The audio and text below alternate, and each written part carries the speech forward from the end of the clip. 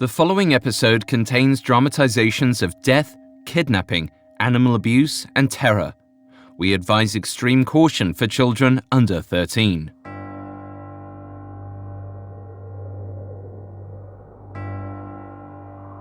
Here is an excerpt from the poem Lenore by Gottfried Berger, the first literary appearance of the Specter Bridegroom. Halloo, halloo, away they go, unheeding wet or dry, and horse and rider snort and blow, and sparkling pebbles fly. Tramp, tramp, across the land they sped, splash, splash, across the sea. Hurrah, the dead can ride apace, dost fear to ride with me? And lo, an iron-grated grate soon rises to their view. He cracked his whip, the clanging bolts break off and open flew. They pass, and 'twas on graves they trod, 'tis hither we are bound. And many a tombstone ghostly white lay in the moonshine round. And when he from his steed alight, his armour black as cinder, did moulder away, as were it made of tinder. His head became a naked skull, no hair nor eye had he, his body grew a skeleton, like ash of colour free. And hollow howlings hung in air, and shrieks from vaults arose. Then knew the maid she might no more, her living eyes unclose.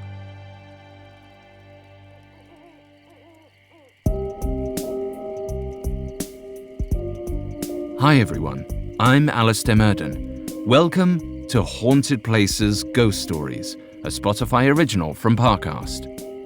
Ghost stories have arisen from every century and every corner of the world, from the streets of Victorian Whitechapel to the swamps of Bangladesh.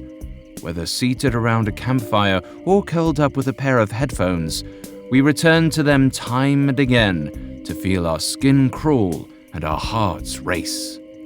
Each week, Ghost Stories reimagines chilling paranormal tales from history's most sinister storytellers, told like you've never heard them before. You can find episodes of this and other originals from Parcast for free on Spotify or wherever you listen to podcasts. Today's tale does not come from the mind of a single author. It started as an 18th century German poem and over less than a century grew into a whole subgenre of ghost story with versions by notable authors like Washington Irving and Thomas Percy. Both fiction and folktale, the Specter Bridegroom shows that we do not always look to the grave in fear. Sometimes we look with deep, unfulfilled longing. Coming up, we'll meet the Specter Bridegroom.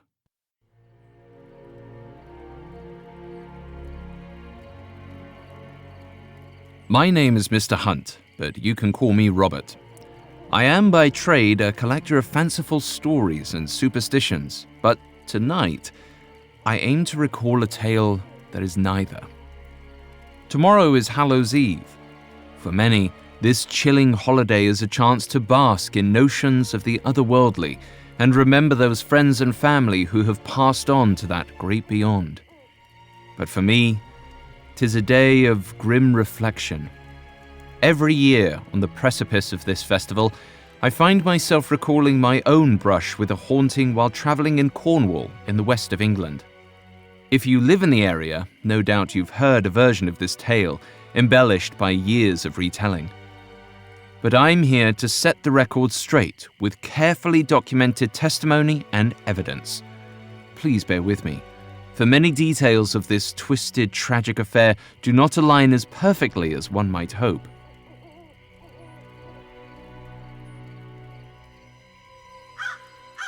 The first of a series of strange events occurred on Hallows Eve. In a small field just outside Kimule Township, 3 young women went out into the night. Their names were Anne Rowe, Jane Nichols, and Nancy Trenoweth. Miss Rowe and Miss Nichols were both daughters of local farmers, and Miss Trenoweth was a servant employed at the local parish. Now, this is not an unusual sight. Late-night revelry is common for young people on such a holiday, especially in defiance of watchful parents. The strange part is that of these 3 young women, only Jane Nichols lived more than a year afterwards. It was from Jane that I heard a full telling of what happened that night. By her account, she and Anne were most fascinated by the aloof Miss Trenoweth, who was of their age, but seemed possessed by a melancholy well beyond her years. She had but one piece of jewelry, an ancient wedding ring secured round her neck with twine. It was tarnished and broken in half, not a particularly pretty thing to behold.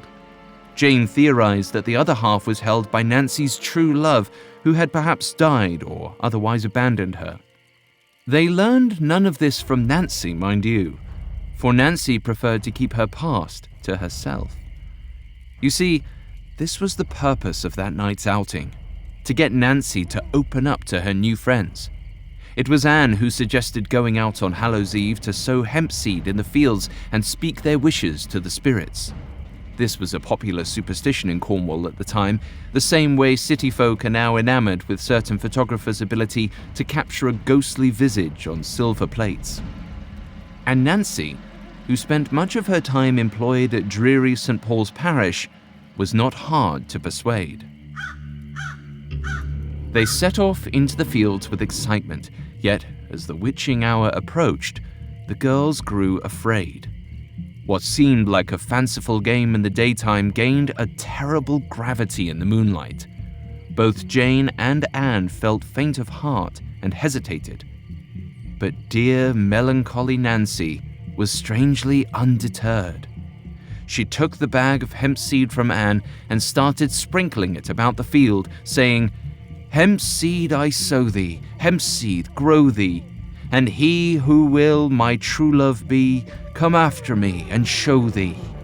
Nancy repeated this 3 times as the others watched.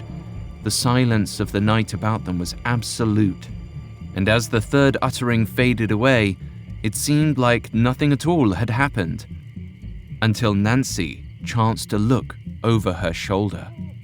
"I will never forget the look on her face," Jane told me. "I still see it sometimes in my nightmares." Nancy's scream pierced the night. Her legs gave out and she fell onto the grass. Jane ran forward and asked her what she saw. Her answer came in gasps. "Lanyon! I saw him! Lanyon!" Jane's hands trembled, her face nearly as white as Nancy's. "She doesn't look well. We should take her back to town." She wanted nothing to do with this game anymore, but when her eyes met Anne's, she saw a strange glint in them. "I'm not afraid," Anne said. "Give me the seed." Anne snatched the bag before Jane could protest and went about reciting her own incantation. When asked later, Jane could not recall Anne's words. She had been too fixated on Nancy, whose expression was frozen in a mask of shock. After reciting her words, Anne did not collapse like Nancy. She merely froze in place, staring vacantly into the distance for a few minutes.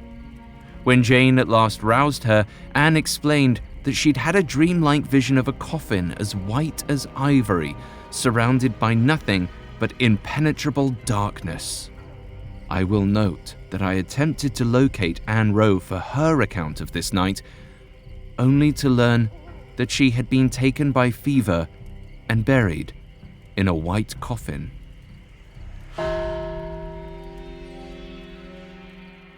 Jane said that when she and Anne returned to their homes, the air within felt just as cold as the crisp fall air outside, no matter how close she sat to the hearth. None of them slept a wink that night, and the farmer's daughters had learned no more about their mysterious friend, Nancy. But where they failed, I have succeeded. To an extent, at least.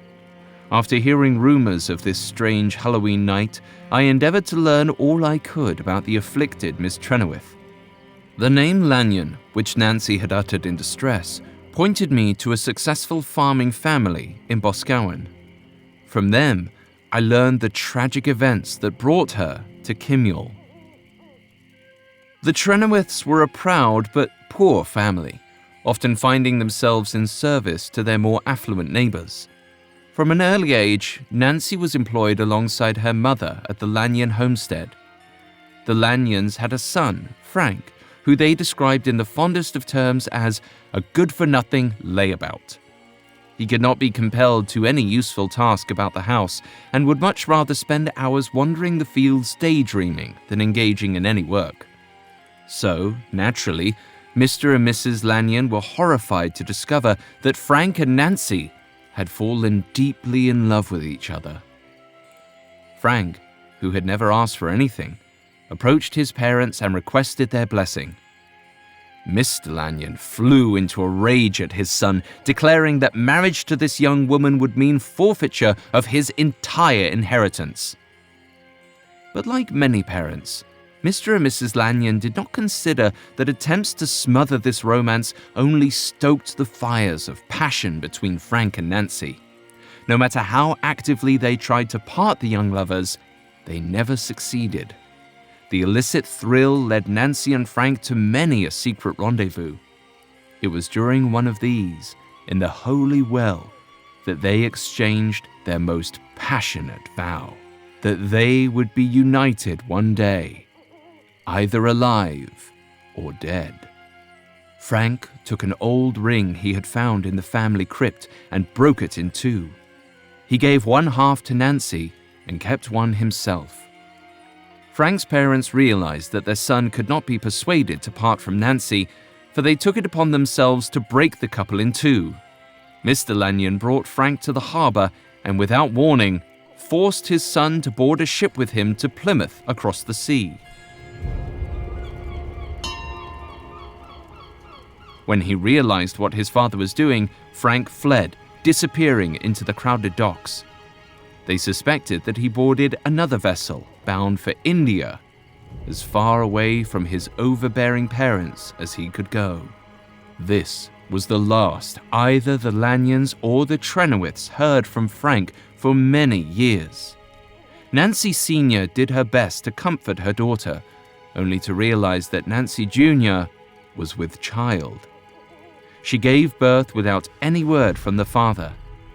The child was some comfort, but according to Nancy Sr., it could not fully repair her broken heart.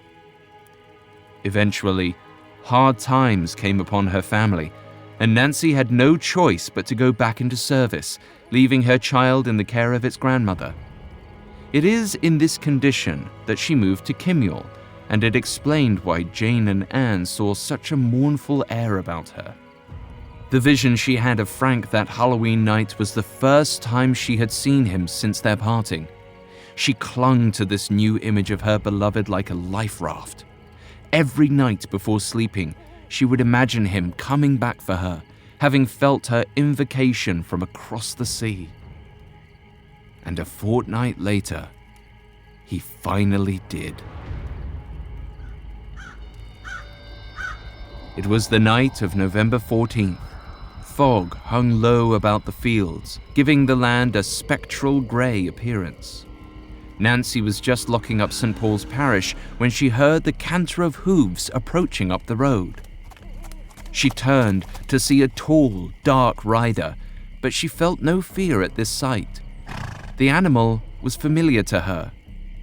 It was Frank Lanyon's favorite colt, one she had ridden many a time. And the voice that came from the shadows belonged to her long-absent love. My dearest Nancy, I am home at last. I have come to make you my bride.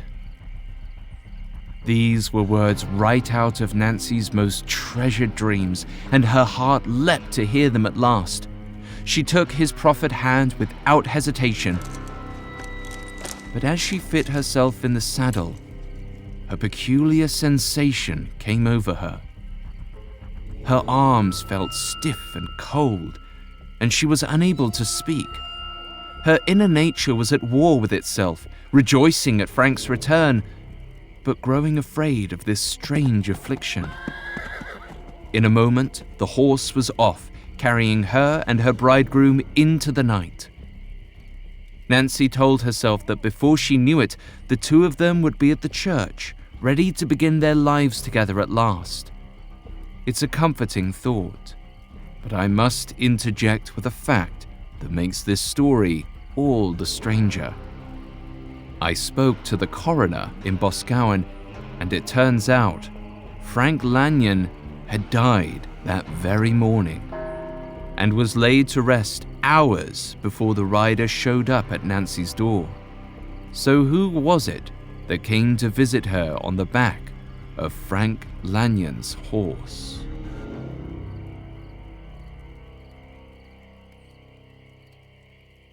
Coming up, we'll learn the origin of the spectre and the fate of Nancy Trenoweth. Hi listeners, I'm thrilled to tell you about a new Spotify original from Parcast that I think you'll really enjoy. It's called Our Love Story. Every Tuesday, Our Love Story celebrates the ups, downs, and pivotal moments that turn complete strangers into perfect pairs. Each episode offers an intimate glimpse inside a real-life romance, with couples recounting the highlights and hardships that define their love. Whether it's a chance encounter, a former friendship, or even a former enemy, Our Love Story proves that love can begin and blossom in the most unexpected ways. Ready to hear more? Follow Our Love Story free on Spotify or wherever you listen to podcasts. Now, back to the story. The cold wind whipped Nancy's face until it was numb, and Frank's horse did not slow. In fact, the rider spoke only to encourage his colt to go faster. Nancy prayed that they would reach the Lanyon home soon and she would be released from her strange confinement. In moments, they were crossing the river at Trove Bottom. Nancy's eyes fell to the moonlit waters for a moment and went wide. The reflection she saw beneath filled her with dread. The shimmering image of the rider beside her wore not the appearance of her beloved, but a thin figure in a tattered shawl beneath which sat hollow, listless eyes. Fear seized Nancy's heart. She knew she had to escape from the clutches of this spectre, or he would carry her to hell. She cast her eyes about, looking for a way off that dread steed. The fields were flying by too fast for her to jump, even if she wanted to. She saw a faint yellow glow on the crest of a hill and called out with all her might, "Help me!" A local blacksmith named Tobias Woon emerged to see a horse and rider bearing down on his humble township. Noting that the creature was not slowing, he did something that few men would have the courage to do. He reached out and grabbed the woman's hand. But the horse did not slow, and the man felt his arm nearly pulled from its socket as the animal dragged him along. The spectral rider would not be stopped until he had brought his beloved to her final resting place. It is here that my own path finally intersects with that of Nancy Trenoweth and her Specter Bridegroom. I had been travelling in Cornwall, collecting folk tales for publication, when I heard a strange story of 3 women who summoned spirits on Hallows Eve. My inquiries did me little good, until I travelled to Bury in Churchtown, where, entirely by accident, I met Nancy Trenoweth. I was awakened late at night by a piercing shriek. When I exited the inn, I beheld the strangest sight. The local blacksmith was stumbling towards his shop, carrying an unconscious woman in his arms and crying out for a doctor. I followed him, the scent of burnt clothing stinging my nostrils. I demanded to know what had happened to this woman. "I don't know much, sir. She came out of nowhere, on the back of an horse, screaming for help. The rider would not stop, so I grabbed her. Lucky I did too, for the rider soon vanished into the graveyard, and I fear he would have dragged her there as well." Mr. Woon hurried off to fetch a doctor, while I was left to watch over Nancy Trenoweth, who, at this time, was hovering near consciousness. She told me all that had happened, The return of Frank Lanyon, the strange sensation that came over her when she took his hand, and all that she had seen and felt during their midnight ride. By the time her mother had been summoned, Nancy had no strength for any more words. She could only grasp Nancy Sr.'s hand as she passed away. That morning, I received news that the corpse of a horse was found on the Burnwall cliffs. It was a gruesome sight, eyes bulging, tongue swollen, and foam coating its flanks. This horse was last seen at the Lanyon farm and had apparently died of exhaustion sometime in the night. 2 days later, on November 16th, Nancy Trenoweth was laid to rest in a cemetery near Boscawen, in the same grave that housed the mortal remains of Frank Lanyon. After so much bad blood between the two families, the Lanyons finally allowed the couple to be together. It must have been a bitter pill for Nancy's mother, who attended the funeral with Nancy's young daughter in her arms. I attended as well, though I kept to the edge of the crowd. The last thing these grieving people needed was some big city bookseller inquiring into their business more so than he already had. To tell the truth, I was still horribly troubled by the story's loose ends. Who was the mysterious rider in the night who Nancy had mistaken for her fiancé? And what became of Frank Lanyon before he passed? The answers to these questions came to me in the form of another guest at Nancy's funeral. I saw the strange man almost immediately, for he too was keeping away from the family. His hair and beard were unkempt, and he was clad in a tattered sailor's uniform. I approached him after the service and asked him how he knew the deceased. His voice was rough and dry, like he hadn't spoken in a very long time. I never met the woman, but I heard her name mentioned almost every night. You see, Frank and I were mates aboard the same ship. The sailor revealed to me the strange events that occurred during their time at sea, and finally gave me a clue as to what had happened that strange Halloween night.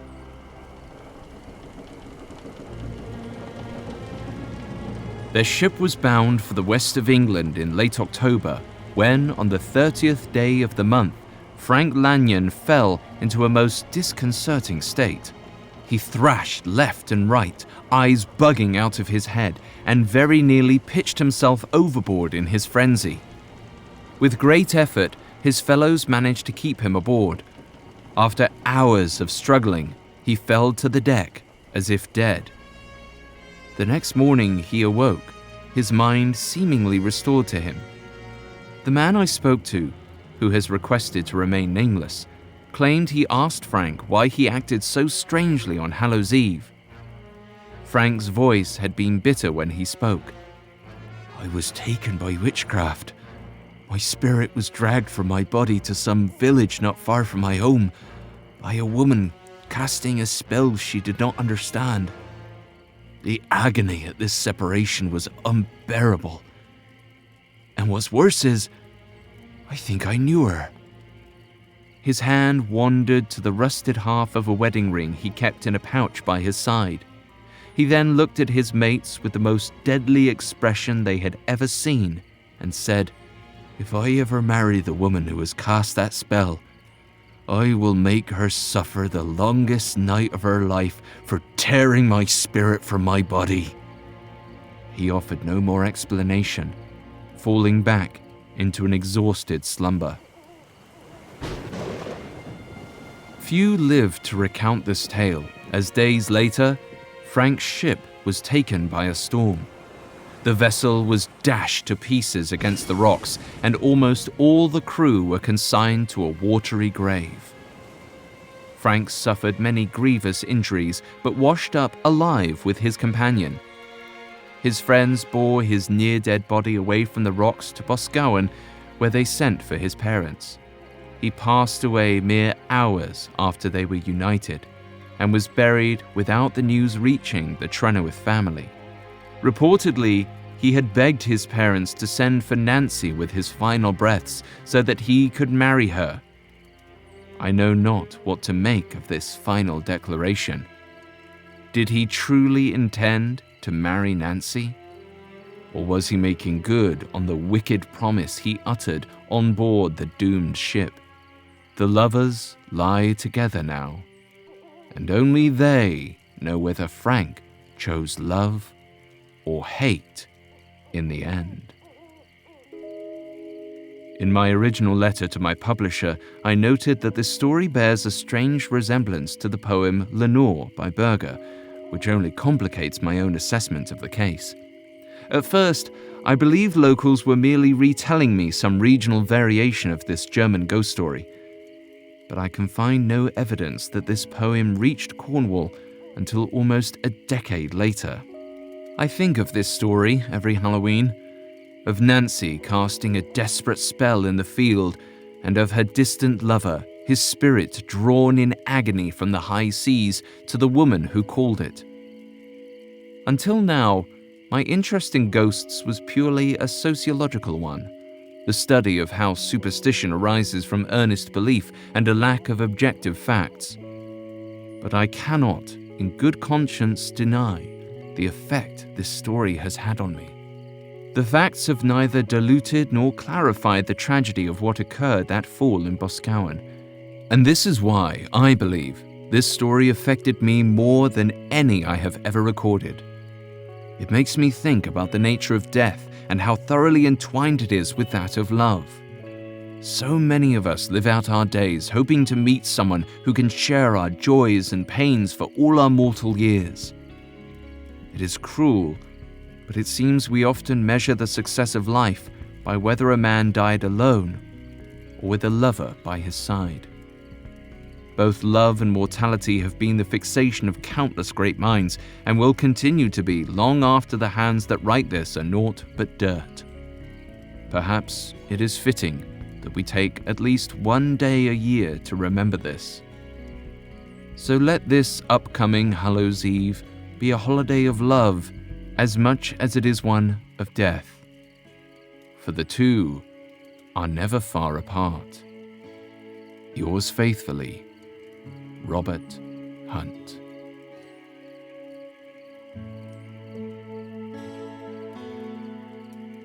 The Specter Bridegroom is more of a category of ghost stories than a single tale. The Arne Thompson Uther Index, used in studies of folklore, assigns these tales as type 365 under the heading Supernatural Opponents. Today's telling was adapted from a version published in Popular Romances of the West of England, or The Drolls, Traditions and Superstitions of Old Cornwall, edited by Robert Hunt. This volume was published in 1865, but it is far from the first Specter Bridegroom story. The original, which Hunt points out at the end of his telling, is a German poem entitled Lenore by Gottfried Berger. It was published in 1774 and translated to English in 1796. The poem describes a woman mourning her fiancé who was lost in a war. She is then approached by a spectral rider who promises to take her away to be married. At the end of their long ride, she realizes that beneath the armor is not her beloved, but death itself, taking her to be buried alongside her late fiancé. Only a few decades afterward, Washington Irving wrote his own version called The Specter Bridegroom, A Traveler's Tale. This story featured a retelling of Lenore as a story within the story and had a much happier ending than the rest. In Irving's version, the man who shows up under the cover of darkness to steal the heroine away is only a human mistaken to be a ghost. However, in all other variations of the tale, the woman's lover leaves and never returns. The true horror in a Specter Bridegroom story is not in the arrival of a ghost itself. It is in the knowledge that if we are lonely and mournful enough, we will fail to see a ghost for what it is. The ghost in the tale is a sign that the woman should move on by accepting her tragic past, but not give in to despair. In some variations of the story, she succeeds. but in others, she succumbs to the sweet memories of her ghostly lover. Be mindful of these versions, for the pull of nostalgia may carry you to an early grave.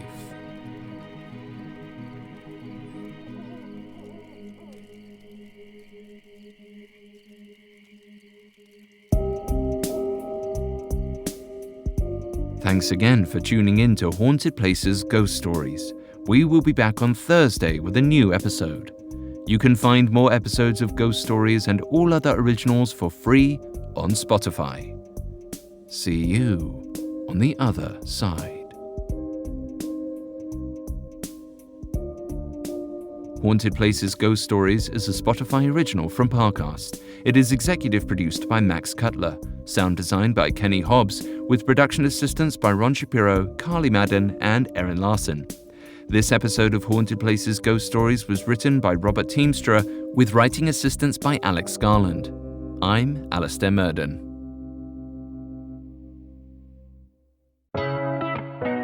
Listeners, don't forget to check out Our Love Story, the newest Spotify original from Parcast. Every Tuesday, discover the many pathways to love, as told by the actual couples who found them. Listen to Our Love Story free on Spotify or wherever you get your podcasts.